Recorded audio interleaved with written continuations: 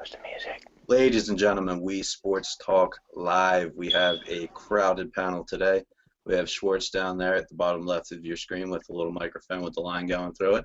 Say hi to Aaron. We have Armani next to him. Looks like the kid from the Little Rascals doing a go-kart race. Carson Wentz is Kurt Smith. Jay Gibbs is Jay Gibbs. Keith is Keith. J-Med is the obnoxious guy that'll be cutting in and out from time to time. I thought you already introduced. The wardens run this prison. The wardens run this prison, Peck. I'm the warden. You have that backwards. Oh, you're the prisoner. That's the thing. You don't understand it yet, but you're gonna learn. You're gonna catch up. All right. Anyway, we had the icons of the game thing going on for a while now, and ended today with the New England Patriots. We all know who won, despite Drew Bledsoe. we all know who won. We knew who before the post was even put up who won. So the whole debate is gold. Please go read the thread. It is excellent from start to finish. Anyway, about the icons of the game, are there any snubs, any decisions that you guys are really questioning, scratching your head on? Keith, I see it itching to go with the Sammy Ball rant. Well, because it's anybody who didn't vote for Sammy Baugh is just a retard. All right. But it's not true. That's not very No, it nice. is true. It is true. Hey, well, watch the R word. Whoa, hey, it's a safe zone. J-Man, you got a snub? My whole thing was, Sammy Ball, that's a good one, but it's debatable. I'm not one of those guys that say he should have won 100%. I didn't like the Cincinnati Bengals. No, it's Cincinnati. Anthony Munoz. Dude, icky. Boomer Esiason, MVP winner, right? Quarterback, legend. I don't know. I went with Boomer, but that's just me. I don't justify. I'm not saying offensive lineman not winning an icon is right, but I don't think of offensive lineman when I think of a team. You know what I mean? Nobody does. Anthony Munoz is probably the greatest offensive tackle of all time. No, I'm saying he is. I recognize that. When they're making a list of what I'm greatest players of all time, 100 years from now, he'll still be included. They did, but they're saying if you ask a casual football fan, hey, who's Anthony Munoz? They're gonna say who? The guy that cuts my line? Malcolm in the middle, Anthony Muir. Yeah, but that's unfair because if they know Boomer Esiason, if you're a casual football fan and you know who Boomer Esiason is, it's because he works for CBS or whatever channel he works for. They know him as a commentator. They don't know him as a football What player. about like when I was growing up, when I heard Cincinnati Bengals, I thought of Ickey Woods. I mean, for me, it's a matter of offensive lineman. I mean, it's not right. I'm not saying it's right. I'm not saying it's the correct answer. Offensive Boomer linemen are Esiason. workhorses. What I'm saying is iconically, an offensive tackle winning over a Super Bowl or a MVP winning quarterback, it doesn't make sense to me. That's not something that rings right. You know what I mean? Because offensive linemen are supposed to be these unheralded trench dogs. And, I mean, I'm not saying they don't deserve that recognition, but you're talking about the most iconic player in Bengals history. And you picked an offensive tackle, and he might be the best offensive tackle ever, point blank, period. The best offensive lineman, point blank, period. That doesn't make him the most iconic. And that was the only one that I really had a problem with. It'd be like if Frank Gifford won the Giants. I mean, he could have. I would have been okay with it because his name was Frank. I know Frank Gifford, but big snub to me, and it was debatable. I don't think it was it's not open shut. I do think if it would have been a fan-only vote, like if you had only fans of that team voting, I think it would have changed for a couple of teams. But I think Brett Favre getting the Packers nod over Bart Starr was pretty. I agree. I guess indicative of what most of Sports Talk grew up watching Brett Favre, so I get it. But I grew up watching Brett Favre, but to me, somebody who's equally known for leaving a team and having his best statistical year with a different team, compared to the guy that won 3 straight championships with his team, won the first 2 Super Bowls, has a statue outside of the stadium. I don't know. Like I said, I'm not saying Favre is a wrong answer because he's definitely iconic to the game. But I think it would have, like, I wish we would have done the old school and new school vote like we're doing with baseball. I wish we'd have done it with football. Because I think they'd have had if a Bart lot of... Starr had texted, if Bart Starr had texted some dick pics, he probably would have gotten the vote for me. I'm not gonna lie. That was a big tipping point for me for voting for Favre. I mean, I'm sure he probably sent Polaroids. like the equipment manager lady was like shaking it, like, oh, I wonder what. Oh my goodness, why are there two? Ah, that's why there's two Polaroids. Wrong, Jay. You're not supposed to shake Polaroids. Stop giving out misinformation. I'm learning. Well, if she's the equipment manager and she was managing his equipment, I don't see why she needs a Polaroid. Equipment manager. Hey, I see what you're doing there. That was nice. That was real nice. Real classy joint we're running here, Peck. Absolutely, only the classiest. Who's spreading the rumor? Yeah, I agree with the Bart Starr and Brett Favre thing, Jay. I agree with you. Not only did Favre have his best season with another team, it was a division rival. Yep. You have no idea. Like, I appreciate everything Brett Favre did for the green and gold. We wouldn't be where we are today without him. Even, I guess, the picks that we got from the Jets in the trade for Favre allowed us to get Clay Matthews, yada, yada, yada. But, I mean, at the end of the day, Seinfeld? He betrayed Green Bay. Front office could have handled it better. I'm not gonna lie. I got a confession. I went back and I looked when we did the Green Bay voting, and I saw that you voted for Bart Starr, and somebody had said something about Favre, and you had said something like, "How can you pick Favre over Starr?" And that was literally the only reason I voted for Brett Favre. Was I just felt like trolling Jay Gibbs that day. And I'm sorry, because you know what? We're good fellas, and that wasn't a good fella move of me. It was a real. Had Favre won by one vote, I'd have been pretty upset. I think he ended up kind of running away with it, though. Otherwise, I mean, for the most part, a lot of them were pretty. They were pretty tight. And some, like the Packers have been around forever. They're going to have a lot of big names. Then you have the obvious ones. But, like, I didn't really agree with people saying so-and-so and it's not close. Obviously, it's close if there's debate. I mean, the only time you can kind of say it's not close is newer franchises. That's just how I feel. Newer franchises like, you take the Texans or the Panthers.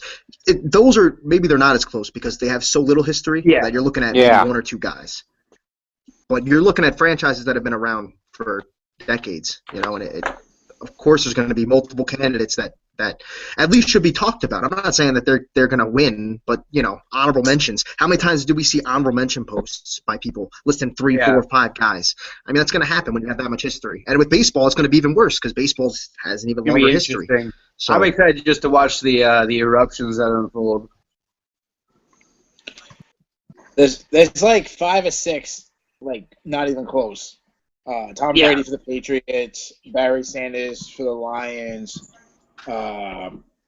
Drew Brees, Lawrence Taylor, Lawrence Taylor, the Giants. Even though the greatest center of all time, Mel Hines, should have got some votes.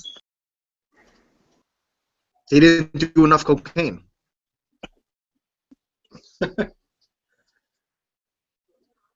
Yeah. Oh yeah. All right, moving along from that. Next thing on the agenda for the icons is the baseball thing you guys touched on a little bit, and we're going to be doing it a little bit differently. We're going to do 2 icons, old school and new school. Do you guys see any absolute runaways in any of these with it being split that way? Do you see any teams where it's still going to be just the same way? Yankees. First thing I'm going to say is I think it should be all time because the best debates is the old school versus the new school.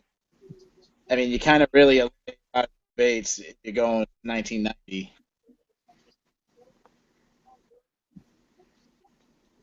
Does Mike Messina have your vote, Keith? Yeah. Listen, I want to lose my shit when someone says Derek Jeter is the big icon in Yankees history. No, not even close. And that's coming from a Yankees fan. That's not even close. I'm not even voting I'm- for Jeter for the post 1990. Yeah, it's about that Bernie Ichiro? Williams. It's I Bernie was Williams going all day. Ichiro, bro. No, I mean, I'm more concerned about Babe Ruth has to win. I mean, right? Babe Ruth has to win for the Yankees for the old school. Well, what And that about sucks. Because Lou I want to Gehrig. vote for Mickey Mantle. I want to yeah, I vote was for saying, Mickey what about Mantle. Mantle? Mantle would be literally if Babe Ruth Or never existed. DiMaggio? And DiMaggio's Babe another Ruth- good one. Babe Ruth is not. He's not only the biggest icon in Yankees history. He's the biggest icon in baseball history. Yeah, they're right, and that's why he has to win. That's what I'm saying. It's going to be tough to just say that's going to be a runaway when there's so many icons. But it doesn't Babe matter Ruth because Babe Ruth is. Be the If you Yankees put and anybody the Red but Babe Sox? Ruth, he should be thrown out. He should be thrown out of the group. I don't know. That's a good question. That's a good question, Jay. I don't know. I don't know if Keith heard it though. You might want to repeat I it. keep hearing an echo. Yeah, a lot of echo. Yeah, Yeah. there we go. Better? Yeah, Yeah, it's on. What was the question? Oh, I said, is it possible that Babe Ruth could be the Yankees and the Red Sox icon? Go fuck yourself. Hey, Keith. Just so you know, there's a website where if you have his email or his actual address, you could send him a bag of dicks. Look it up on Google. It's pretty fascinating. I'd eat him. I think Theo Epstein is the biggest icon in Red Sox history. Now, was it just players though? Yeah. That's Well, the I think- question. I think baseball, the manager isn't as big of an icon as it is in football and even basketball. Yeah. I mean, like, which- I would love to vote which for Jim man- Leland for the Tigers. Jim Leland's why I started watching baseball. Aren't you a Milwaukee Brewers fan? I like the Brewers and the Tigers. I'm a Tigers fan first, but I get nothing but the Brewers here in Wisconsin, so.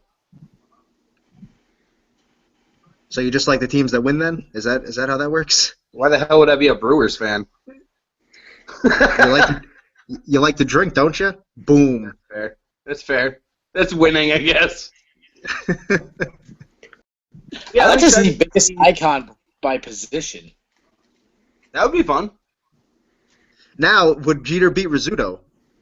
That's a question. Because Rizzuto actually won an MVP, even if No. he didn't deserve it. Rizzuto, No, I I, don't- bet you can't no, write I his don't name in mean- cursive.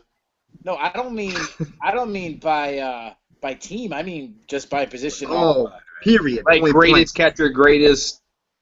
That would be interesting. Yogi. Well, the greatest. Greatest I mean- bear, Yogi, for sure. Well, this is what we've talked about a lot. Is it icon Without a or is doubt. it great? Because that's also a debate too. The icon thing is, to me, it's such a It's I so don't know. subjective. subjective. Yeah. I think that's why they Because do what's it. though. iconic to you and what's iconic to me, it's not like it's a wrong answer. It's a matter of opinion. You know, like That's what- when I when I say Red Sox, or when someone tells me, "Hey, when you say Red Sox, what do you think?" Like, I think Big Papi. That's it. Yeah, and I probably do too. But he's not the biggest icon in Red Sox history. No, but I'm saying that he's who's iconic to me because I don't know a ton about the Red Sox. You know, like my baseball history started in 2005. Yeah, but see, that's the problem. When people say, "Who's the first person you think of?" Well, if you It's say going to be the first biggest name new. Yeah. person right now, if you say to me Green Bay Packers, I don't think of Vince Lombardi. I think of Aaron Rodgers. But Yeah. obviously, Aaron isn't the icon Vince Lombardi is. But I think that's on purpose. The whole wordplay with it being iconic is so that you don't just go to stats. Because you can't just go to stats if you're talking about iconic. You know what I mean? Kurt Schilling's Red Sox moment was very iconic, and I hated the fuck out of it, but it was very iconic. That's not How something can that's you going to hate show up on the stats. Well, because I'm a It's one of the Yankee greatest fan, moments in obviously. But yeah. It's Oh, one yeah, of the great, greatest moments in sports yeah. history. great moment. It's probably- Great moment. Wait, we're The biggest- talking baseball. I'll be right back. I jerk off to that moment. I love that moment. Just like I like razor blades. You know, I put some razor blades in there. I think of that moment, and I just go to town on myself. That's how I roll. It's his biggest act of courage I think ever by anybody Oh ever. my God! See, now you're just embellishing, and that's okay. That's okay. That's I up mean, there I with would like too. Guy Storm and Normandy. That's how brave it was. Yeah, it sure was. It sure was. Yeah. Are you talking about me playing with myself, or are you talking about Kurt Schilling? Because that was pretty brave of me. Every night, I'm a very brave man. It's a fact. Fuck Kurt Schilling and his video game company. That guy's a fucking genius. Most iconic player in Red Sox history? I'm going with the Buffalo Bills. Point blank. I don't care what you say. It's the Buffalo Bills. Buffalo Bills. That's my favorite thing that isn't a meme that happened from Sports Talk. Besides like Sienna or Kenna or however you say her name, like the fact that just anytime someone's saying something, I could just be like, ... I'm going with the Bills. And it always wins. Everybody always laughs at it. Why hasn't Thanks he to been Jeff on? Geraci. Why hasn't he been on? I wish he would. I want him in here right now because I want to have a conversation. Which Buffalo Bill is the greatest Buffalo Bill in Buffalo Bills history? Is it the Buffalo Bill or is it the Buffalo Bills? I get it. Yeah, you had a question mixed in there, Keith. What was your question? Oh, I don't know. Where has someone I don't know. But he starts going on a rant like that. Just let him go. Yeah, I'm sorry. I'm an asshole. Nice haircut, Peck. Still holding up. That's good to see. Nice bud. I had to take people's eyes away from the lack of beard and redirect them. That's why it's working pretty well. I don't know if you can get a look on that. Do you remember when this show used to be organized? What? Remember when this show used to be organized? You used to ask questions and we used to answer it? Yeah. I think he's calling out your leadership ability there, Mr. Peck. A little bit. I decided to roll this direction. Everything seemed to flow a lot more naturally, and you could tell people have actual feelings about what they're talking about, rather than just, I read on Google for 10 minutes on this subject, and this is what I came up with. I hope I'm accurate. Oh, no. My favorite is when you're like, hey, Patrick Deck, talk about hockey for the next 20 minutes. And you see him looking off the camera reading something. Hey Keith, talk about MMA for us. Hold on, let me pull up Sure Dog and read you an article. Let me see if I can find an article and read it to you. I found the one piece of baseball clothing I own. Oh, wow. This guy's no longer a default stock picture. Welcome to the internet. Hello? Fuck. I'm on my phone, man. I am the future. I don't give a shit. I don't have anything to J-Mad. say. What's up? J-Mad, your face is looking baby smooth. I like it. It is. Your girl told me it scratched her up a little bit, though. It's a little sharp. I had to, I got to Thank put some God somebody's oil or getting it something. to her. Next kid that comes out, you're taking care of, J-Mad. Done. Not done. I can barely take care of the one I got. Same. That's why I work all those crazy hours, man. Right? Oh, man. It's getting scrappy in hockey. Oh, how's my Dallas Stars doing? They got bounced.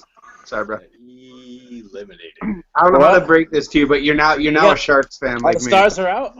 Yeah, you're a Sharks fan now All right. like me. Go Sharks. Yo, Absolutely. Fuck the Stars. And Yeah, you knew they were losers from the get-go. Going with Washington. Oh, okay. Fuck the Stars, but how do you feel about the Stripes? Oh, Patriot test. ask It's a him the real Patriot question. Who's left? Who's left? You got the Blues, the Sharks, the Penguins, and the Lightning. This has been a live hockey Blues? update with Jay Gibbs. Where's the Blues from? St. Louis, don't pick them. They're the worst. All right. San Jose Sharks. Yeah, Pittsburgh Penguins. What was the other team? Tampa Bay Lightning. Oh, man. I've been a Tampa Bay Lightning from the start. That's my team. They're going to win it all. All You're a you Panthers actually picked fan. well 'cause least it's they're Florida. up 3-1. They're up 3-1 right now in the third against Pittsburgh in Game 1. Yeah, I'm changing my pitcher right now. That team is loaded. The Tampa Bay. Not Tampa Bay what? anymore, man. They've had their starting goalie one of their starting forwards, and one of their defensemen are both. All three of them went out so far today with injury. Yeah, but they got And a bunch of good players. Like they got some Canadians, a couple European players. They'll be all right. Yeah. A lot of foreign they got one sounding Croatian. names. Yeah. They got a dude from Monaco. Dude, they're on the fucking chain over there in Tampa Bay. Off the Races chain. Formula One in the off season. Fucking. They got a dude from the Ivory Coast. That's how much I know about hockey right there. Europeans and Canadians. It's actually interesting you say that. Keith. Because for the first time, the leading scorer in the NHL this year was American. First time in history? I believe so. I can't remember the last time it happened. First time in recent history. An American-born player led the league in goals. Oh, hockey sucks. Hey, Jay, can I ask something? I don't have nearly enough time in this podcast to tell you why you're wrong. Hockey's Hey, been around Jay, for like 100 why is years. it- The best player has never been American, ever? Well, not the best player, just the leading scorer. What's the difference?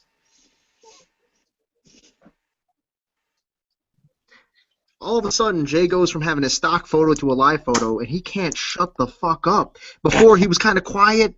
Now he's fucking... I'm seeing him Talking hockey, distracted, man. looking off screen. He's trying to keep his train of thought going, but he wants to watch the game at the same time. And I'm just staring at that vacant fucking look in his eye, and I'm wondering, where the fuck are you going with this, Jay? And now I know.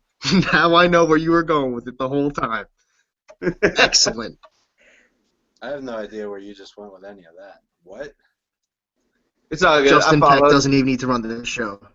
It's just Jay Gibbs. Jay Gibbs hockey talk. Fuck you, Peck. We got this. Go get a mocha latte. Go sit in your office. Go chill. This is the Jay Gibbs hockey talk forum.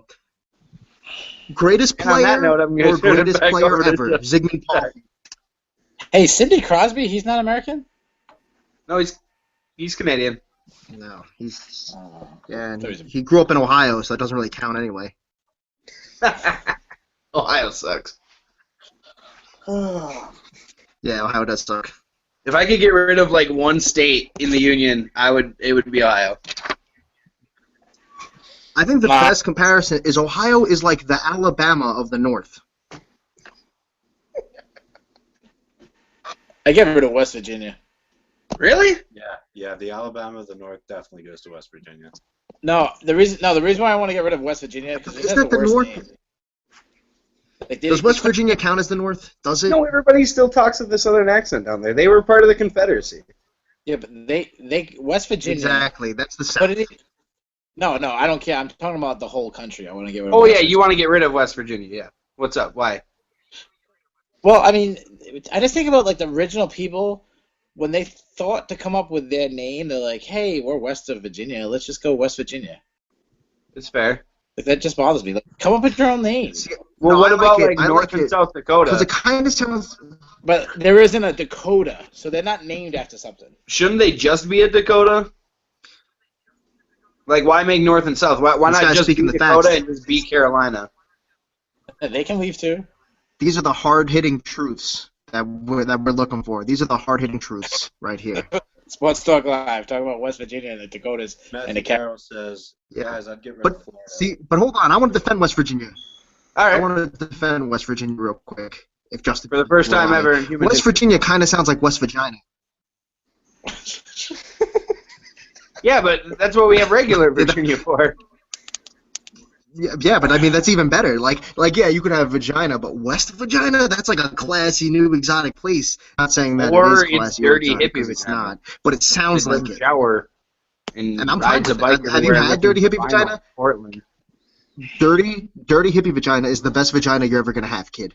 Take it from me. Take it from a guy who's been there, who's I've talked only bad banged about out it. like Armani, you're three giving life girls, lessons. 3 white girls with dreads. So I don't have enough field And data. You didn't love it? You didn't love every minute of it? I loved every single second of it. I'm still addicted to white girl dreads. This does not leave here. Exactly. Exactly, dude. Exactly. These I are would the never- sports topics I that, would never want that the people are looking dreadlocks to for. touch me. I wouldn't want the dreadlocks to touch me. Dude, they make such a good handle. Yeah, but they haven't been to get the dreadlocks. They The haven't shit I'm washed learning in tonight, besides sports. years. Armani, leave They haven't washed their hair. Armani, you need to leave this call for a little bit. Oh, hold on. We can't talk about this, guys. No, we can't do it. It's over. It's over. I just realized we're going to jail. I can't go to jail, man. I can't do another stint Not again. in state prison. Not again. No. And now You that's see what they'll do to me without a beard in there? Yeah, I already look like a girl. It's gonna be fucked up. It's gonna be a hard time, both literally and figuratively. It's gonna be a hard time. We've been Trying on to take this off the rails, Justin. If you want to put us back on track with the topic. We've been talking for an Yeah, hour. We yeah, haven't go talked ahead. about sports for 5 minutes. Yeah, something like that. I'm just going to mute J-Mad, and then we'll continue the show like normal. And then when it looks like he's going to be funny, I'll take him off the mute. There he goes. Look at that little microphone with a line going across it on J-Mad. Hey, MJC is here? What's up, fellas? MJC! What is going on here? Hold on a second. How do I get Hey. my picture? Who's that guy? That's Matthew J. Kyle, and you guys are going to have a debate. Yeah. Woo! All right. What are we debating? Can't wait. Keith is here. Matthew, Keith, I want you both to say hi to each other. Hi. Hello, sir. Very polite when you can see each other. I kind of thought we buried the hatchet, but I'm currently playing Call of Duty in my man room. who's that guy? Who the hell's that guy? Not that guy. Who's the guy with the beard? Aaron Schwartz watching us from the his bird's eye view. We're getting a wonderful look at the. Whoop. I think I see a booger up that nostril, Aaron.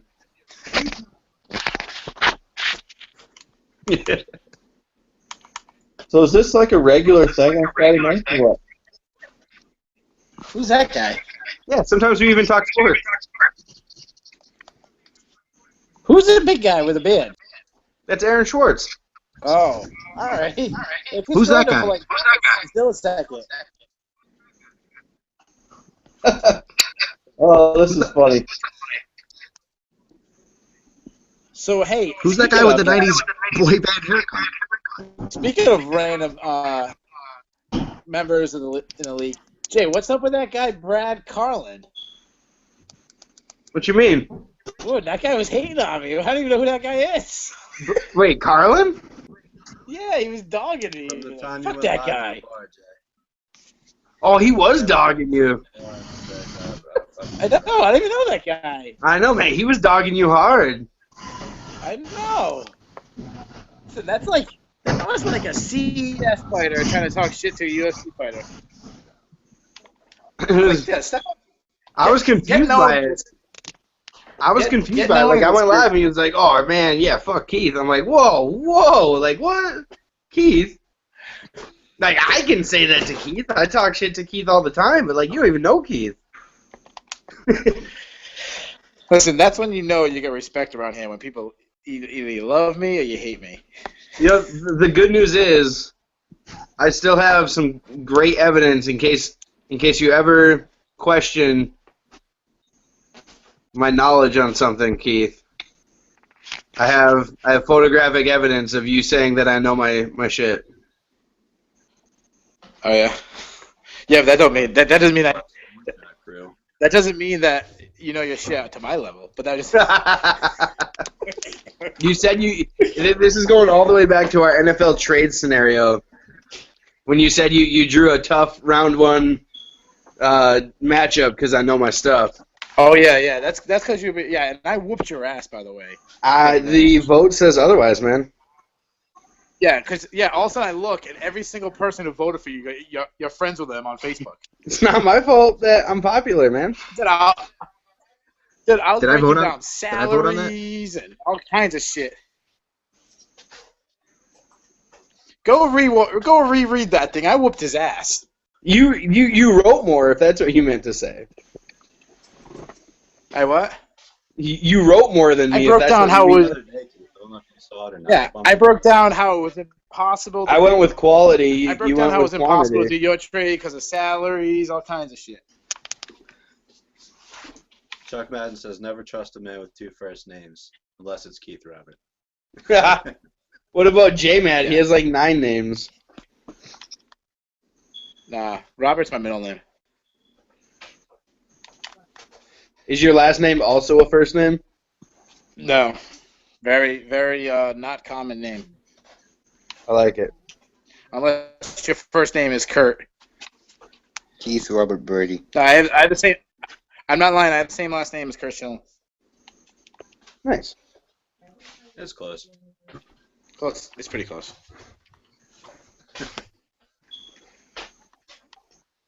Anyway, guys, sports and stuff. Yeah. Let's get back on track with that. UFC 198 is tomorrow night. There's a ton of good fights on it. Cyborg makes her debut. And if I say the word UFC, Keith cuts out. Right? I'm here. I'm here. Okay. Yeah, a lot of huge fights on there. Cyborg makes her debut at the catchweight 140. Smith is probably going to get her head ripped off, but you know. Well, Speaking of getting her head ripped off, she once fought and her ear was ripped off. I don't know if you guys remember that. she did what? She fought. I think it would have been 2 or 3 fights ago. She fought. Who'd she fight? Anyways, her ear was hanging down. I don't know if you remember that. Her ear was hanging down, and she didn't want to get. She didn't want. I'm not gonna lie. I'm looking it up right now to remember who she fought.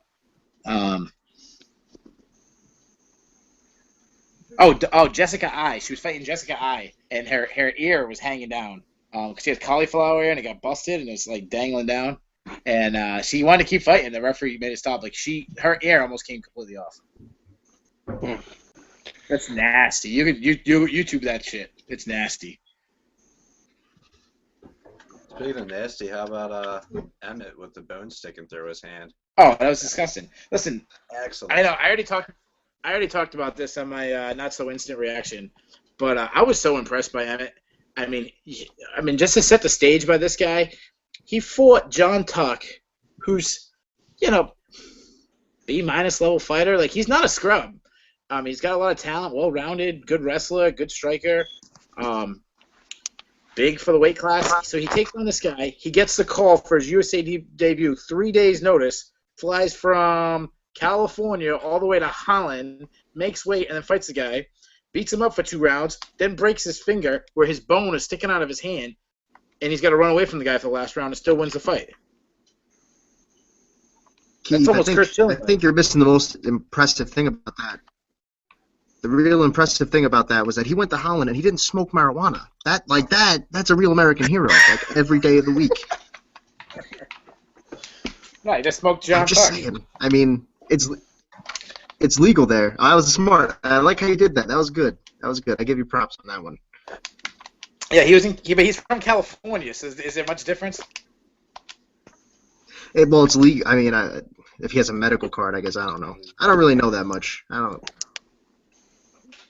I'm not 13 anymore. I don't know. Oh. Oh, what's up, Jay? So Justin, what do you want to talk about MMA? Tell me some more about Belfort, and also I have some questions about Rob Font. Vitor Belfort. Vitor Belfort he's the longest reigning MMA fighter in the UFC. He debuted, I think it was UFC 12, maybe 11. I mean, we're getting close to UFC 200, so he's been around. Shit, I remember I was watching him when I was in, I think, 9th grade, so I would have been... He fought like Liddell. He fought Chuck Liddell. Vitor Belfort fought when there still wasn't weight classes. There wasn't weight classes in the UFC when Vitor Belfort first made his debut. He fought his first fight. He went against Scott Feroso, who was about 300 pounds, and Vitor Belfort laid him up in about 15 seconds. Listen, for anybody who knows Vitor Belfort, there's always the same thing. Vitor Belfort is about 34, 35. Like but he feels like he's 205 because he's been fighting in the UFC for 20 years. But the thing about Vitor you always get is there is moments where Vitor Belfort is the most talented fighter in the world. He's the most exciting fighter in the world. He hits his hand speed. He throws about 900 punches in about 5 seconds. So, Keith, yeah. is it because he's so good that he's been able to stay around so long? Like, he doesn't take that much damage? No, he's been in some wars. I mean, you watch some of his fights. His fight with Chuck Liddell was a war. His fight with Tito Ortiz was a war. He got his ass kicked by Randy Couture twice. Okay. He had fights with. I mean, when he first debuted in the UFC, he was 19. He won the UFC. Okay. Listen, Vitor Belfort, when he first came to the UFC, they were still doing tournaments where they were fighting multiple times in the same night. Yeah. And he won the tournament when he was 19 years old. I mean, he was given the nickname the Phenom that night by Jeff Blatnick. He came up with the 19-year-old Phenom, and it just stuck. The thing about Vitor is he goes through periods where he's unstoppable, and then he goes through periods where he doesn't throw punches and he lets guys kick him, and you'll see some fights against, like his fight against Kazushi Sakuraba in Pride, and one of his fights against Alistair Overeem, and different fights like this where he, I don't know, just the hardcores always say, oh, the old Vitor. They refer to the old Vitor as this guy who just, I mean, you watch his fight in UFC Brazil when he went against Vanderlei Silva. He hit Vanderlei Silva about 15 times in about 1 second. So he's kind of like Metallica. He's what? He's kind of like Metallica. Like, the hardcore fans like their old stuff, but not really the new stuff. I guess, yeah, I don't really know much about Metallica, but yeah, I guess so, sure. That might have been the shittiest fucking reference. That was a great analogy. Don't you put me down, Jim Ad. You let Keith finish. Yeah. Yeah, sure. No. All right. I am not a rap fan by any means, but one thing I do know about rap, Vitor Belfort is the Nas of rap, where his first album was like. He was the what? What? Like Nas. Like his first Yes. album was Are you talking about the Illmatic? Are we talking about Illmatic right now? We're talking about Illmatic. He's the Illmatic right now. Illmatic is the Okay. greatest rap. Yeah, I'm not a big rap guy, but from my understanding, it's the greatest rap album He's up ever. there. I have him right up there. So with JT. Vitor first came on the scene, and he was like the. Yeah, I'm not gonna debate rap. I don't know. I don't know rap. Sorry, yeah, he's the Nas of UFC. Yes. He showed up. He showed up on scene, and people went crazy, and they're like, "Oh my god!" Then he fought Randy Couture. Randy Couture beat him, which was a huge upset at the time. And then he went through this Nas stage where he started putting out these weird albums that weren't good. And then when everyone gave up on him, boom, Nas drops this another huge album that's like freaking great. I love this. And then all of a sudden, people are like, oh, Nas is back. And then all of a sudden he goes through another period of nonsense. So all right. That's me trying to be hip to the kids. I know J-Matt is loving the love you're giving to the East Coast rappers right now. Yeah, sure. I do. It sounded sarcastic, but it wasn't. I'm so used to being sarcastic that I can't even be serious anymore. I was like, yeah, sure. But I was being serious. So there's a lot. The thing about Vitor Belfort, I mean, I can talk about Vitor Belfort all day. The thing about this guy is he's gone through so many periods, fights in Strikeforce, losing guys he shouldn't be losing to, and then he fights. I mean, he's got a knockout on Luke Rockhold, the current champion. He did a spinning wheel kick and knocked out Luke Rockhold. So I mean, the talent is there. This guy. I'm definitely favoring Jacare to win. I expect Jacare to win, but if Vitor Belfort blitzes Jacare and knocks him out in 15 seconds tomorrow, that won't shock anybody. Okay. That's See, what like, he I does. love learning UFC from you because you make it interesting and you don't talk down to me. Because, like, I've talked to a couple UFC fans in my hometown here, and, like, they kind of talk to me, like, they asked me what the last, because I told them, like, I used to watch UFC a lot when I was, like, in high school and, like, early college, and, like, they're like, Yeah. well, who's the last fighter you know? I was like, okay, the last time I watched UFC, heavyweight was king. Like, people cared. Like, I was a huge, like, it was, like, with Rashad Evans and, Yeah. like, you know, Rampage Jackson, and like Forrest When Griffin. Vitor Belfort first came in the UFC, I think Mark Coleman was the champion. Okay. Or like Ken Shamrock was Shamrock. relevant. I mean, He wasn't just like they a didn't have the novelty rules they act. had. You could still punch people in the nuts back then when he first came in. It was back when it was like actual like no rules, right?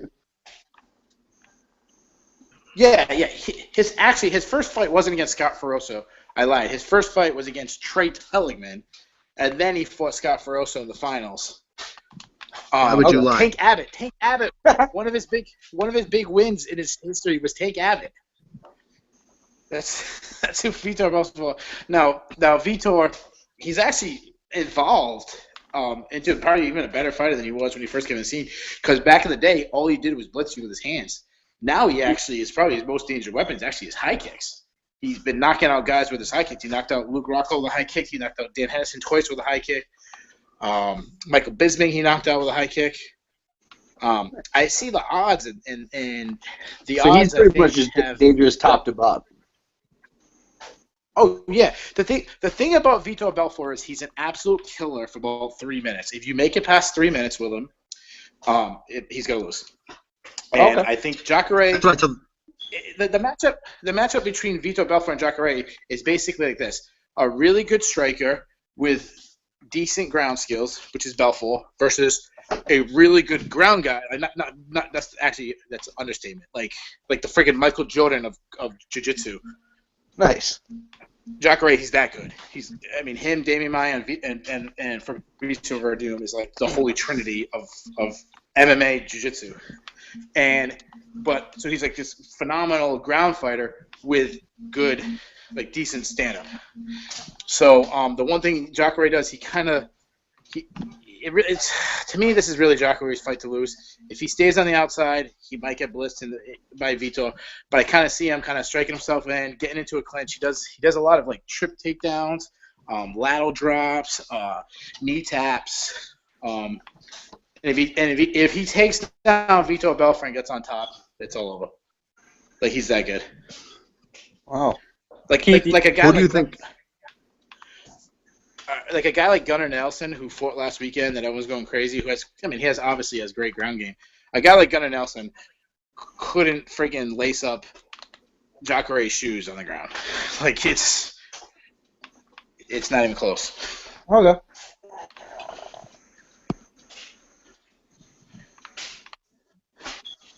Were you gonna ask Justin? No. I was just going to throw in there when you said he's like Nas. Just want to throw out there for everybody. Nas's last song was a collaboration with Justin Bieber. So that's the point that Belfort's at in his career.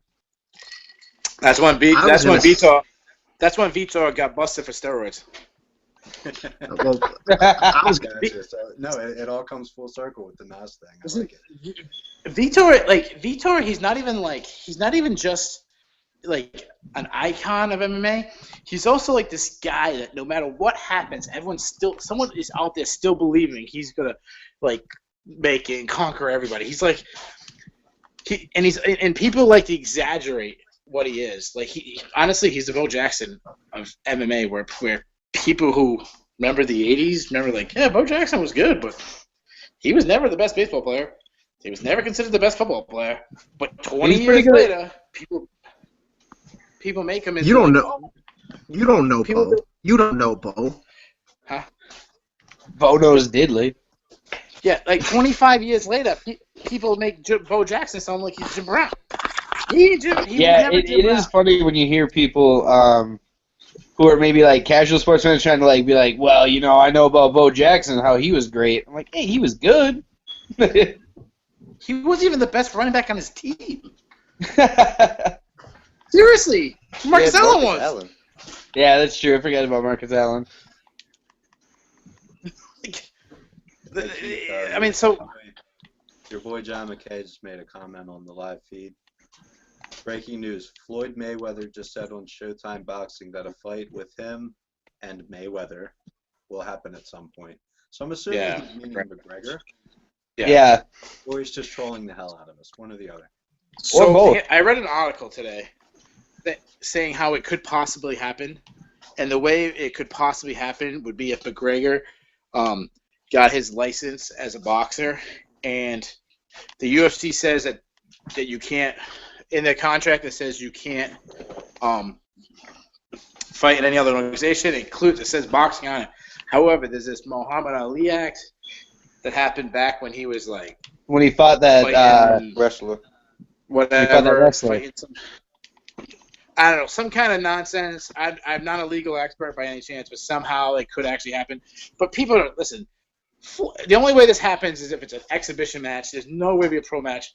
There's no commission in the world that would license especially for him to go 50-0. As far as Mayweather. Yeah, I mean, Floyd Mayweather is 49-0. There's no commission in the world that would put a guy with a 0-0 boxing record versus a guy who's 49-0.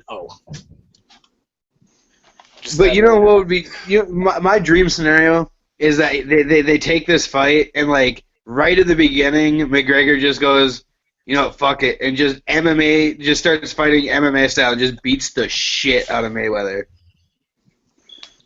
Then he goes to jail for assault. Listen, I'm going to say something to you right now. If Mayweather can get away with beating up his girlfriend, McGregor can get away with beating the hell out of Mayweather. Let me tell you something. I'll tell you something right now that might surprise you. If Floyd Mayweather fought Conor McGregor in MMA, I actually give him a good shot to win. Really? Good defensive boxer. Well, because, I mean, Floyd Mayweather might have a better ground game than Conor McGregor. I forget how much you don't like McGregor.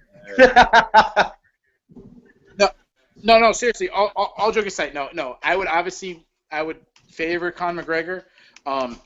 I think, obviously, with his kicks. Yeah. That's, I think, the obviously, only thing. there's a whole different defense with the small gloves. So I obviously would favor McGregor, but I would give Mayweather a shot because McGregor is not a wrestler. I could see him standing up and bang with him. Now, if I'm the UFC and Floyd Mayweather came to me, I'm Dana White, and he says, hey, I want to fight in the UFC, I wouldn't give him Conor McGregor. I'd give him like a Frankie Edgar because I want to make sure my guy wins, and I know Frankie Edgar was shooting for a takedown. I wouldn't stand and bang with him. It would take him out in a minute, like Randy Couture did to James Toney. But what if Mayweather did to Edgar what McGregor did to Aldo and just puts one right on the button 10 seconds in? Yeah, but it wouldn't happen because Edgar would shoot. Randy Couture kind of showed this. You can shoot a takedown. You can shoot a low single a lot further away than you can throwing a punch. And what happened is Aldo stood and banged with McGregor. I mean, Aldo was throwing this big looping left hook, and that's when he got blasted. I mean, Edgar wouldn't do that. He would just shoot in. And a boxer has never thrown a punch down by their legs because that's basically where the guy's head is when they shoot. And a low single is even lower. A low single is below your calf. So Floyd Mayweather's never shot a punch by his calf.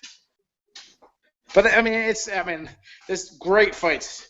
There's huge fights tomorrow. There's great fights tomorrow. And I'd much rather talk about that than Floyd Mayweather. Keith, I got a question for you, man. I'm kind of excited to see the Damian Maia and Matt Brown fight. I think that's going to probably be fight of the night. What do you think of that? Well, you're talking about. I mean, you got your stereotype of striker versus grappler. I mean, the only way Matt Brown wins is if he lands a shot while Damian Maia is coming in. It has happened. Nate Marquardt blasted Damian Maia once, a couple years back.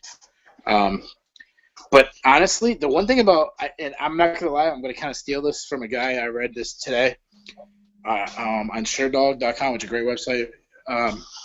He talked about, I didn't even know this. His last two fights, Damon Maia's last two fights, were against Neil Magny and Gunnar Nelson. He beat both those guys. Neil Magny didn't land. Neil Magny's a stud. He's on a streak. He won like 8 of his last 9, whatever. Neil Magny didn't land one significant shot the entire fight. Gunnar Nelson landed 2 the entire fight. That's how good Damian Maia is. Damian, he knows what he's good at. He doesn't stand and bang. He gets into the clinch. He gets a takedown, and he's the best jiu-jitsu guy in the world. I kind of feel like that's a very, very bad matchup for Matt Brown. I think Damian Maia wins very easily. I don't know if he'll submit him because Matt Brown is so tough, and he's actually pretty good on the ground. But I also could see Matt Brown. And I'm stealing this. I'm not gonna lie. I'm stealing this from this guy from SureDog. He read this. I kind of like what he's talking about. Is that Matt Brown is so tough that he is the kind of guy that is willing that I could see him trying to scramble, giving up his back or something like that, and that's where you could get caught in a submission. I think Damian Maia Damian Maia is an extremely underrated fighter that probably deserves a title fight, or at least, I mean, to me, Matt Brown is a step down for Damian Maia. Damian Maia should be fighting a Carlos Condit or Johnny Hendricks, someone better than Matt Brown. And I like Matt Brown.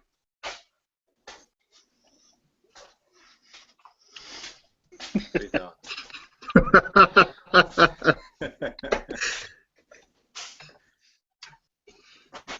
Keith, we nobody's can talking always about tell- Keith, we can always tell when you get on the MMA roll because you get up out of your chair and you start walking around. You do. Very dizzy. Talking about anything else. Sorry, I'll sit back down. You're laid back. I hope you got a Fitbit on. But as soon as I've only had 5 seizures. Bro. Oh, he turned the picture off. Look what you guys Okay. did. No, I should be. Oh, No, I okay. plugged my phone. That's when I can't believe no one wants to talk about the main event. My dick? You walked right into that one. another one of the nicknames for the main event. Earlier, You got a feeling for the main event or something, Keith? I mean, I feel like Roto wins. Yeah, I've got words. Who you guys taking for the main event? And the main event being a nickname for a dick. And I'm asking how you feel about the my dick? top fight of the evening, last fight on the card. Well, let me ask you this question, and I can't wait for J-Mac's inappropriate answer, but J-Max? That's not even a nickname for me. That's one of the few now. Go on, J-Mac. What is his name? J. What? J-Mad. That guy. J-Mad Joe. Whatever. It doesn't matter what your name is. It doesn't matter. What your name is? Listen here, jabroni. Listen, I got a trivia question for you. For me? For you. What is Fedor Emelianenko, Antonio Nogueira, Roy Nelson, Alistair Overeem, Cain Velasquez? What does all these guys have in common? I know. They fight. They're MMA fighters in the heavyweight division. And they've all have lost. Won the Ultimate Fighter. Huh? They were. I don't know. I just know Roy Nelson won the Ultimate Fighter. Yeah, that's it. They've all lost to Fabricio Verdum. You can say this about Fabricio Verdum. Might be the most disrespected guy in all of MMA. You take his resume, it is as good as any fighter in history. And especially for heavyweights, you can make an argument that he's the greatest heavyweight of all time. Just pure. I mean, the guys who get in the argument, when you argue who's the greatest heavyweight of all time, it's usually between Fedor Emelianenko, Antonio Rodrigo Nogueira, and Cain Velasquez. And Fabricio Verdum has submitted all 3 of them. So you're saying he's like the Rodney Dangerfield of the... He's a Rodney Dangerfield of Stop. MMA. Stop making these analogies. Holy shit. I love my analogy, J-Mad. That was a pretty good one. So Thank you. every fight he's in, he's like the underdog. 2 fights ago, he fought Mark Hunt, and I couldn't believe how many people were picking Mark Hunt to beat Fabricio Verdum. Did he beat his brother Mike? There it is. So he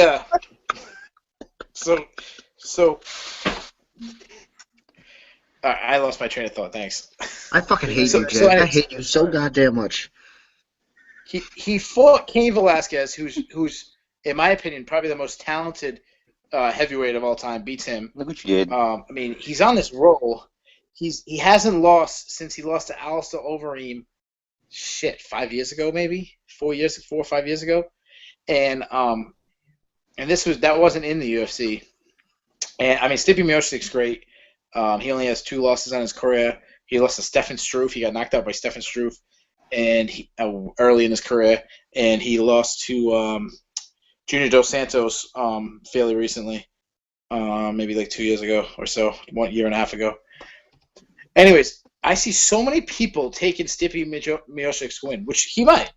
Like to me, it's a pick 'em fight, but I just can't believe how many times this guy has to go against the odds. Fabricio Verdum's got to beat the odds and win. When is people gonna stop picking him? Like tomorrow, to me, the only way Stipe Miocic wins is a in close boxing match, because a lot of things what people don't know about Fabricio Verdum is that he's gigantic and he's extremely strong, and everybody who fights him always says, "I can't believe how strong he is." And he's very deceiving because he looks more lengthy than strong, and he has great kicks.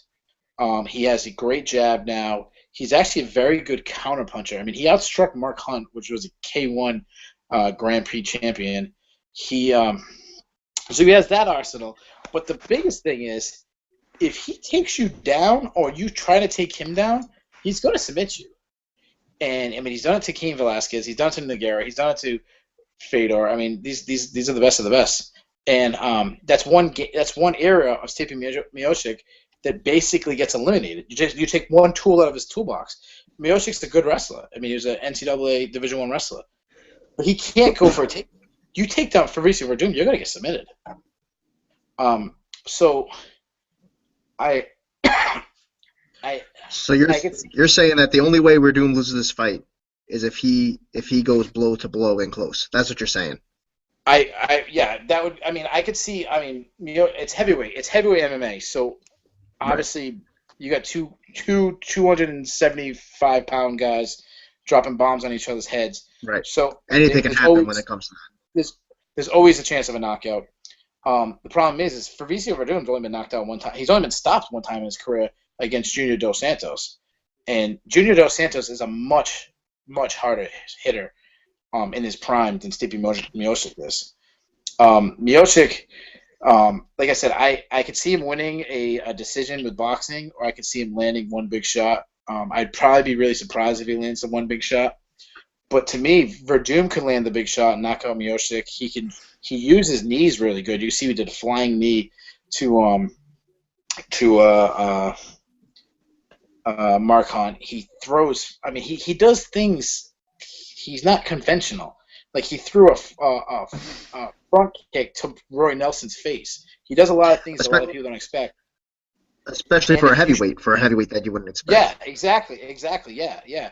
And if you shoot him for a takedown, I don't think Stipe Miocic.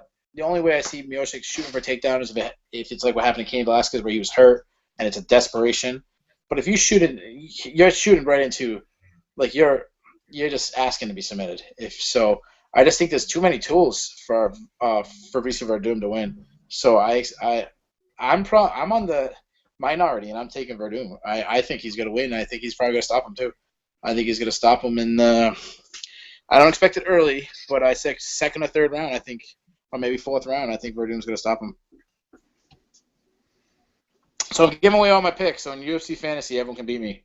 Nah, dude, we're on the same page with that one at least. So anyone else watching can feel free to take notes, but I've Yeah. got Birdie in my You're over there updating your freaking thing right now. Was he talking? That's why you want to talk about MMA.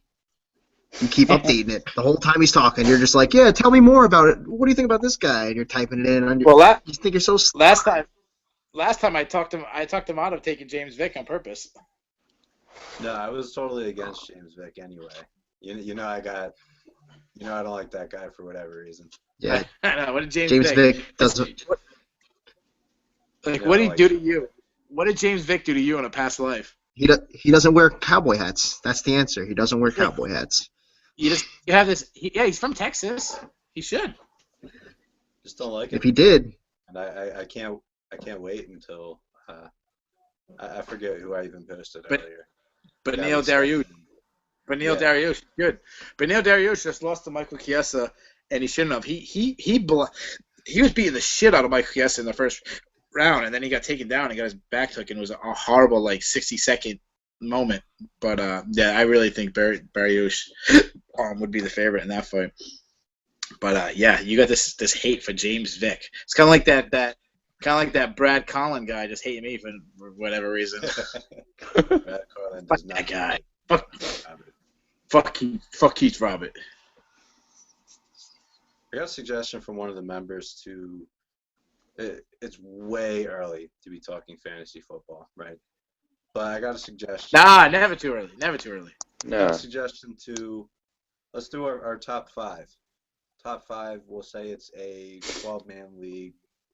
We'll call it PPR because why not?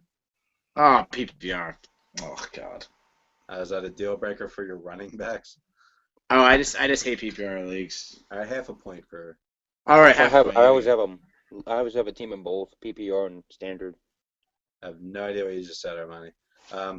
I'll come back to you in just a second, though. He said he has a team of both. Yeah, PPR and standard.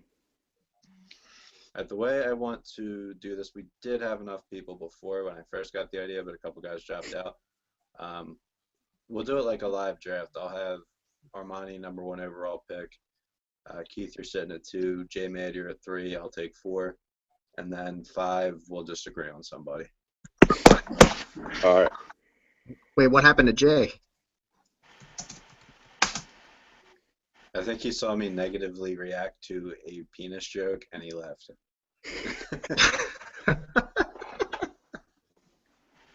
All right, so I'm number. Last one. But Armani, you have the number 1 draft pick in your half point per league fantasy draft. Where are you looking? Receiver, Antonio Brown. Antonio Brown, number 1 overall. Yep. I can get down with that in a half point. I think last year he was the best receiver in fantasy football. He was the best receiver in fantasy football last year. So I think he'll repeat it all over again. That's a mix between him and Hopkins and Julio. All right, Keith, who do you take at number 2? Tom Brady. I mean, who else do you think he'll take? I mean, it's too early to tell. I mean, it really depends. To me, in the half point PPR, first thing I'd be looking at is the status of Le'Veon Bell. I think his injury is only 6 to 9 months. I don't know. I'm not a Pittsburgh fan. I don't think he's supposed to be back for week 1. If Le'Veon Bell, I mean, you got to figure. You're saying now, and hypothetically, we're in late August. We'd know a lot more. So say Le'Veon Bell is playing week 1. I'm taking Le'Veon Bell. If not, I'm taking Adrian Peterson. Did that really help you? We'll assume he's healthy. Just give me both guys. Just give me both guys. I'll take both guys.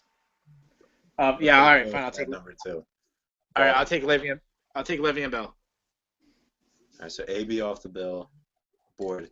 Le'Veon Bell off the board. J-Med, who do you got at 3? I don't do PPR, so half point. I have no idea how much that would actually add up over a season, half point per reception. But I'm just going to treat it like it's a full point PPR, so I know I should take a receiver in the first round because that's what everybody and their mama does for the first 5 fucking picks anyway most of the time. I would probably go Julio. I would probably go Julio Jones. I think Julio Jones is going to have a better year than DeAndre Hopkins and Odell Beckham. And I'm a Giants fan, so, I say that with complete bias. But yeah, I would go Julio. He's always a steady contributor. Even in non-PPR leagues like last year in my standard league, that dude went in the first round anyway, about middle of the first round. So I figured with a half-point PPR, that should bump him into the top 5. Somebody took him last year in my PPR league, #1 overall. Yeah, like I said, I don't play PPR, but I mean, I just know you're supposed to It take was one of my receivers friends. I was early like, and really, often. dude? All right, I think at number 4 I'd go Adrian Peterson.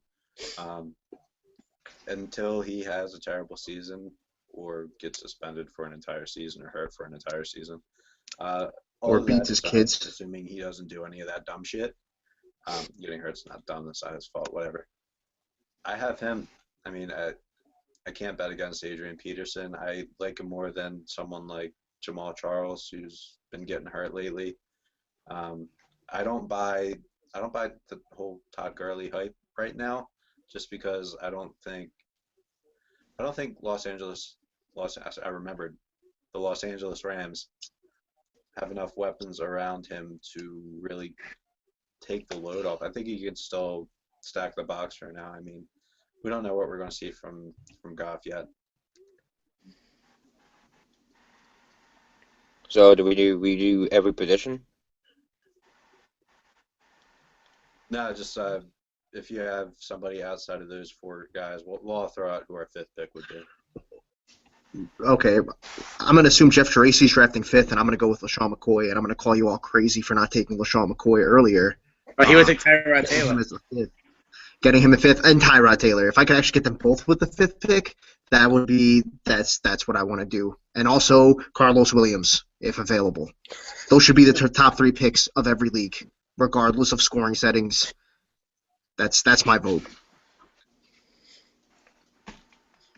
I can get down with that. No, I can't. If I'm picking 6, I love it.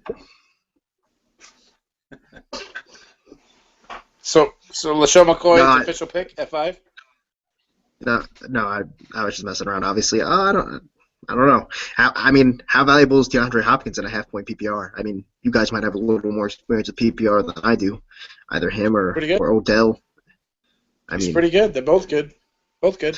Now, but here's my question. Now, if you play in a half-point PPR, would you rather have an elite receiver or an elite running back? Because it's only half-point. It's not a full point. I'd rather have running back. Running back. You would rather have running back? I'd rather have a receiving running back, which is why Aaron Sproles. Anymore because he's gone. I'd take Lamar Miller. Get the fuck out. In the first round? That's an interesting. Why wouldn't you take Carlos Williams? He's a receiving running back. All right, listen. All right, half-point PPR. Here's my just off the top of my head. Here's my top 10 guys. Half-point PPR. Le'Veon Bell 1, Adrian Peterson 2, Antonio Brown 3. It's off the top of my head. I might forget someone. Todd Gurley 4, Jamal Charles 5. I'll go. Thomas Rawls. And I'll start going with some wide receivers. I'll go Odell Beckham 6. Very happy Julio to hear you say that. Julio Jones 7. No. DeAndre Hopkins. I'm just throwing off the top of my head. I'm forgetting someone. DeAndre Hopkins 7. Julio Jones 8. Sammy Watkins. No, get the fuck out of here. It's in the top 10 overall. It was a joke. 9 and 10 would be Matt Forte. I don't know. I'm forgetting. AJ Green. Dez. No. Dez would be up there. Dez would be in there. Probably 9 or 10. And honestly, it really depends. We're talking about it depends on the Brady situation. But if Brady's definitely, if he's playing, whatever, if he's playing, then Gronk's got to be up there. What do you think about the idea of Kelvin Benjamin possibly as a sleeper? Yeah, not in the first round, though. Yeah, that's true. You think Gronk coming off a Madden cover curse is going to be a top 10 pick? Yes. Listen, Calvin Johnson Calvin Johnson almost had 2,000 yards the year he was on the cover. Who was the guy there? Who was on the Odell. cover last? Oh, Odell Beckham. Odell Beckham had a great season last year. Yeah, he got into a fight on the field. He's got all these violent tendencies now because of that Madden cover. Richard Sherman went to the Super Bowl the year he was on the cover. The last time someone had a bad season when they were on the cover was Peyton Hillis like 5 years ago. What happened? Did Adrian Peterson get suspended the year he was on the cover? Yeah, something. It's a lot more hit or miss now. I mean, after what was it? Eddie George was the first one who got hit with it. After him, it was like every single year up until Favre. Yeah, And remember Sean Alexander? And you forget, Gronk's better than all those guys too. What round do you see? I got some Packers fans going on down in the comments. What round do you see Jordy Nelson going in? He's a sleeper in fantasy this year. Sleeper because everyone forgot he existed because he was hurt last year, or because they don't think he's good? Well, if you're talking 12-team league, I would say late second round, early third. Yeah, probably. I mean, I would just guess in a PPR he'd probably be gone by the end of the second round. In a standard league, I mean, you figure there's 10. Fall back. There's got to be 10 running backs that go before him. Gronk would go before him, and 5 or 6 wide receivers go before him. Martellus Bennett would go before him. Jimmy Graham. Yeah. Oh, I'm staying away from Jimmy Graham. Jimmy Graham might be out for the season. What happened to that guy? He ruptured his Achilles. He might be out for the season. That guy went from like arguably being the best tight end in the NFL to like not even being talked about. Whoa. Arguably. Whoa. Way better than Gronk. Way better than Gronk. If you're an idiot, you argue for him if you're an idiot. Whoa! Watch it with the personal jabs, admin. Can we get some moderation going on over here? The personal jabs. I didn't say Armani's in it. I said I think Gronk's the best tight end in the NFL.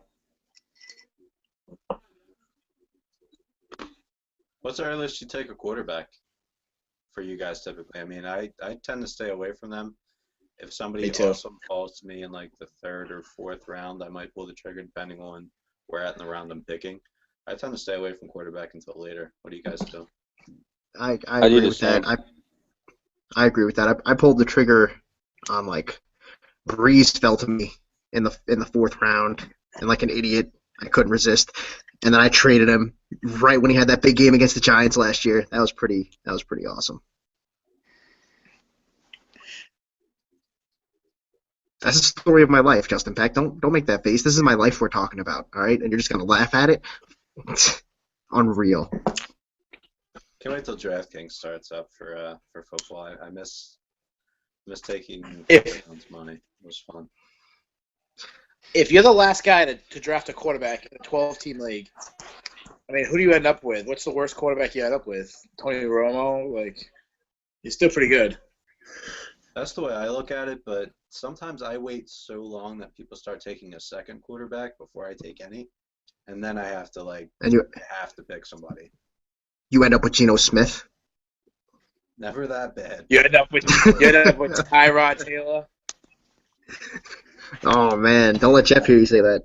I picked Tyrod up off the waivers last year early in the season, and he helped me stay afloat. I can see you can afford to still get a haircut. We should set up a league for ambassadors. Yeah, I'm down with that. We could do it. We can do like, I don't know, something cheap, like $50 on like $50 is cheap. $50 is cheap. What are you living on? Dom Perignon? What the hell is? What are you talking about? $50 is cheap. What do you think I'm drinking over here? Actually, after lunch and dinner today. If I can afford to go to McDonald's once a year, I'm ecstatic. That's That's what happens when you get the iPhone 6. You live the luxury life now. Oh man. Oh man. See, I was waiting for my beard video to get sponsored so I could finally have some money. Never happened. If you didn't have that haircut, if You you didn't have that haircut, you probably would have gotten Are you sponsored. Are you guys serious? Or are you guys joking about $50 being expensive to play in a league? A little bit of both. All right. Yeah, I mean, Because I spent like $500 yeah, no, I could a see. season. I could see $50. I was just playing around, but normally when somebody says, "Oh yeah, real cheap," I'm thinking like, "Oh, $20 league," you know. Most of my leagues are $200. Yeah, I was in one. Now that's expensive. That's expensive. It was he put on the paper it was we were voting for 275 or 325. Weird numbers for the entry fee, and it was a split vote. So because it was split, the commissioner says, okay, 325, and we're like, Oh, he should have said 300 then. He should have split the difference. That's what makes sense. Compromise. Now he rounds up. Hey Justin, has anyone ever told you that you sound like the guy from Bob's Burger? That like the main dude, Bob, Yeah, the voice actor. Bob from Bob's Burger, like the main dude. Yeah, like the main dude. No. Was that you trying to be him? Because you sounded less like him when you started doing that voice than your regular voice. I can put on like a radio voice and just change it up on everybody. Go ahead. Let's see it. All right, name our station. WSTO, right? It's a St. Louis station. Yeah. 97.3, The Curtain.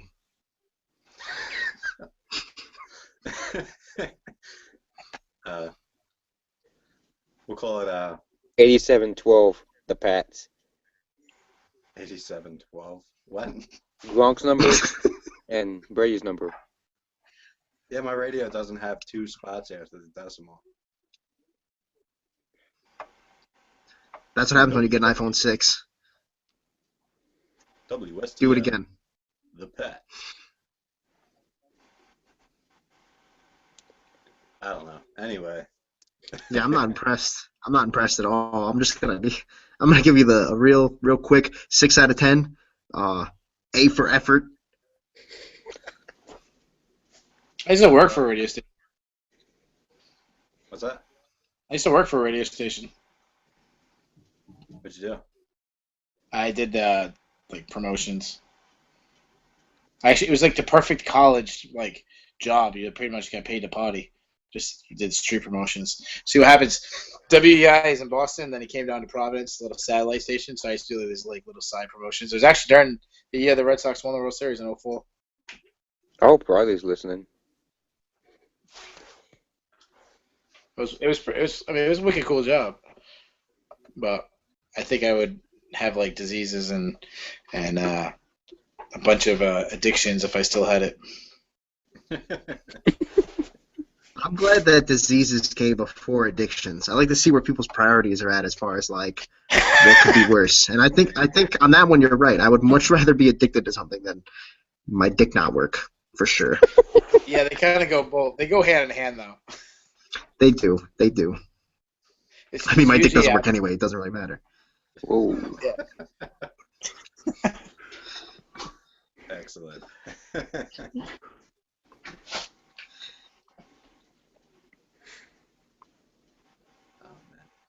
I just want to let everybody know the major league leader in saves is Genmar Gomez of my Philadelphia Phillies. What's up? Would you just God, shut up? I play in a dynasty league, and he was drafted. Excited, J-Man. What about your dynasty league, Keith? I say I play in a 16-team dynasty league. He's drafted. He's on a team. Everybody is. I mean, I got Rafael Devers. He's 2 years away from being in the majors. He's on my team.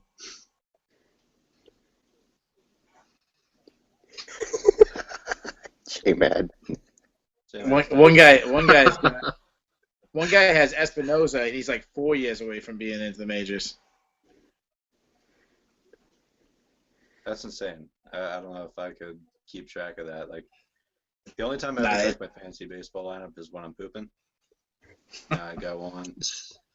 So 5 times a day.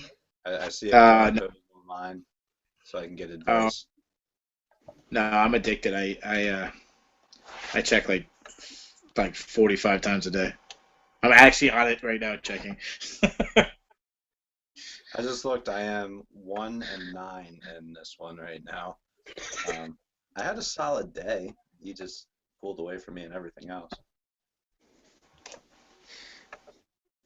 My guys hit 303 today. That's solid, right? Or is that Not third? yet. Yeah, sure. What'd you say? The guys hit 303 Who? today. That's good, right? Yeah, that's a real good day. Why am I What are you getting my playing ass like? kicked? I'm assuming his team hit higher than 303. Sound like the Astros right now. I personally don't like category leagues. That's what you call a category league when you like the reason why I remember it like it was yesterday. This is probably 6 or 7 years ago. It was Sunday Night Baseball. I had Ryan Braun. I was in the championship. Right, it was 5. It was a 10 category league. It was 5 categories to 5. And I lost the tiebreaker. Whatever the stupid tiebreaker was, I lost. But I remember I was sitting at a bar with my friend who's not even that big of a sports fan. Ryan Braun, who's on my team, is my last batter. He gets up and he hits a home run, and he gets all excited. He's like, "Oh, that'd be awesome for you!" And I'm like, "No, I needed him to get a freaking stolen base because I was losing by 1 stolen base, and if I tied the stolen base, it would have been 5-4 to 1, and I would have won." And that's when I stopped playing category leagues because the very best thing he could possibly do doesn't help me, and I'm rooting for a stolen base. It's stupid. Try like points league better. Yeah, I have a chance in catching up in home runs, RBIs. I don't think I'm catching up in stolen bases, which is weird because when I drafted my team, I thought I would run away with that category like every week. And then, Blackburn spent some time on the DL. D. Gordon is suspended until like the All-Star break or a little bit after it. And the guys I was kind Awesome of banking pick. on. are That gone. sucks. You could have traded him a Knicks team. I just released him. I picked up, I don't remember. I have 5 saves, and it's what, Friday? 5 saves so far this week between 2 closers. But Real good. not, That's not good. doing so well. Tell us more. You got a cat? What's his name? Kicking my ass.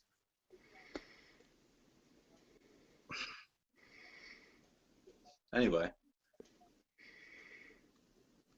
Now, my team was doing better when I had 5 guys on the DL, even though we only have 3 DL spots. My team was doing better when I was forced to play a lineup than when I was making decisions. That doesn't say anything about you as a person. Don't let that get you down, Peck. You're a good guy, all right? You're a good guy, and Like a good guy or a you good make guy? your mother and I very proud. You're both. You're a good fella. All right. Feel better now. Somebody dropped out. Yeah, Keith dropped out. I didn't know if he was just staring at us or if his camera froze. And I guess his camera froze. He has an iPhone 6. How does his camera Yeah, well, freeze? His internet probably cut because out. it's an iPhone. Yeah, so there goes your UFC talk for 7 hours. Now what are you going to talk about? Throw me a topic, Peck. I'll talk about it for 7 hours. Let's go. Let's do it. Hernandez post got bumped back up, and people are getting back into it. So I'm seeing the same memes that we've seen 112 times in every other thread. Oh, God. Again, so that's always good. Is that what you want me to talk about for 7 hours? You want to try it? Yeah, sure.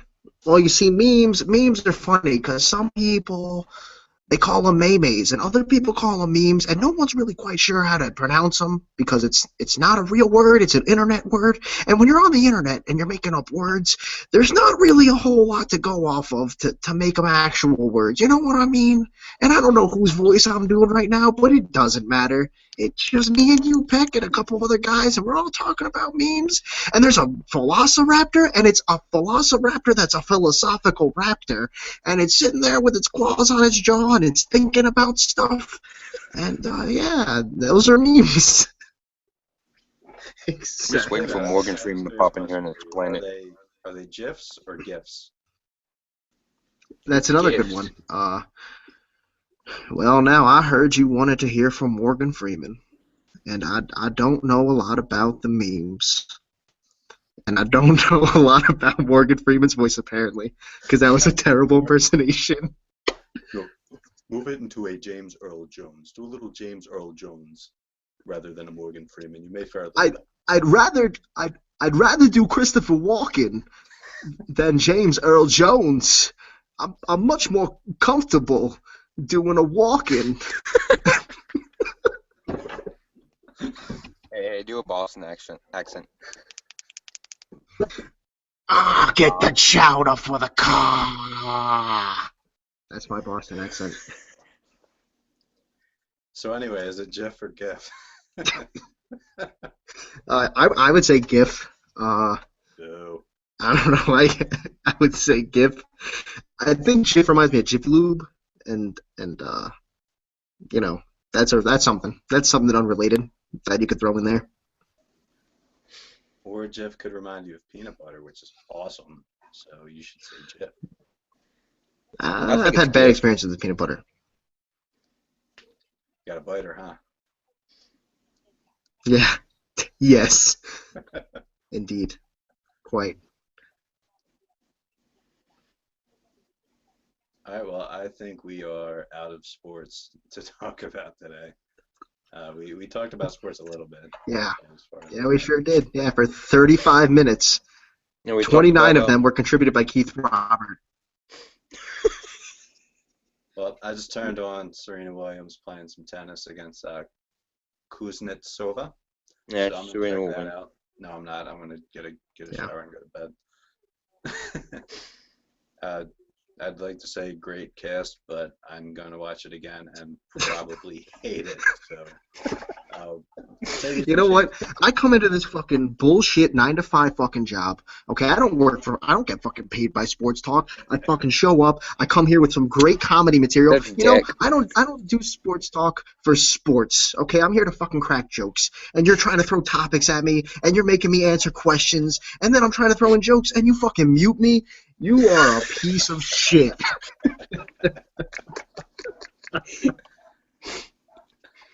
Oh, I God. always love What a waking up fun in the time. morning when nights I go to sleep early and you're still awake. Because I wake up in the morning and I have 84 notifications. And 50 of them are J-Man liking my posts.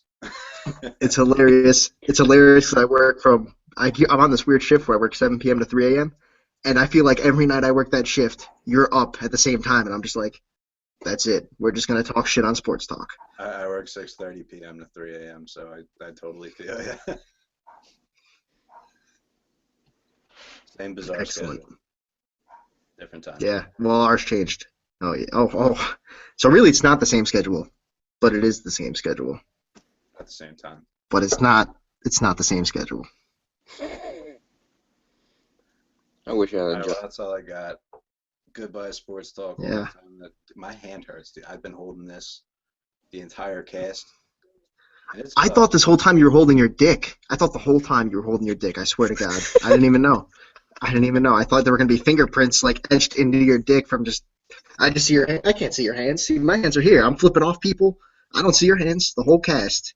You're watching Serena Williams. What? Sometimes, like I'm sitting there, like elbows on my knees. Don't shake. All right, anyway, excellent episode, fellas. I think.